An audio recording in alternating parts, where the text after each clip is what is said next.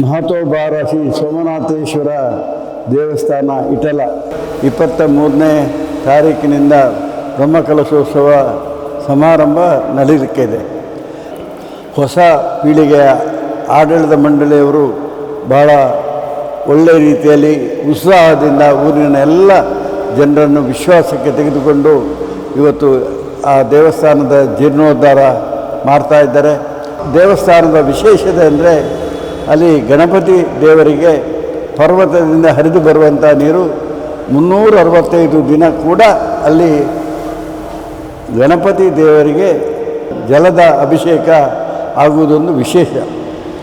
ಇವತ್ತು ಬಹಳ ಪುರಾತನವಾದಂಥ ಇಟಲ ದೇವಸ್ಥಾನ ಪೂಜ್ಯ ವೀರೇಂದ್ರ ಹೆಗ್ಡೆಯವರ ಮಾರ್ಗದರ್ಶನದಲ್ಲಿ ಊರಿನ ಜನರ ಎಲ್ಲ ಉತ್ಸಾಹದಿಂದ ಅಭಿವೃದ್ಧಿ ಹೊಂದ್ತಾ ಇದೆ. ದಕ್ಷಿಣ ಕನ್ನಡ ಜಿಲ್ಲೆಯಿಂದ ಅತಿ ಹೆಚ್ಚು ದೇವಾಲಯಗಳು, ಶಿವ ದೇವಾಲಯಗಳು ಇರುವಂಥ ಒಂದು ಪ್ರದೇಶ. ಕೇರಳಕ್ಕೆ ದೇವರ ನಾಡು ಅಂತ ಹೆಸರಿದೆ.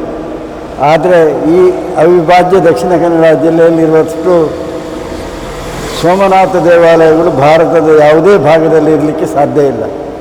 ಅಷ್ಟು ಸೋಮನಾಥನ ದೇವಾಲಯಗಳು ಈ ಅವಿಭಾಜ್ಯ ದಕ್ಷಿಣ ಕನ್ನಡ ಜಿಲ್ಲೆಯಲ್ಲಿದೆ. ಈ ಇಟಲ ಸೋಮನಾಥ ದೇವಾಲಯ ಆ ದಿನಗಳಲ್ಲಿ ನಿರ್ಮಾಣ ಆಗಿದೆ. ಅಲ್ಲಿಯ ಊರಿನ ಜನರು, ಪರಿಸರದವರು, ಅಲ್ಲಿಯ ಭಕ್ತಾದಿಗಳು ಬೇರೆ ಬೇರೆ ಊರಿನಿಂದ ಅಲ್ಲಿಯ ಇಟಲ ಸೋಮನಾಥ ದೇವರ ಜಾತ್ರೆಗೆ ಬರುವುದು ಸಂಪ್ರದಾಯ.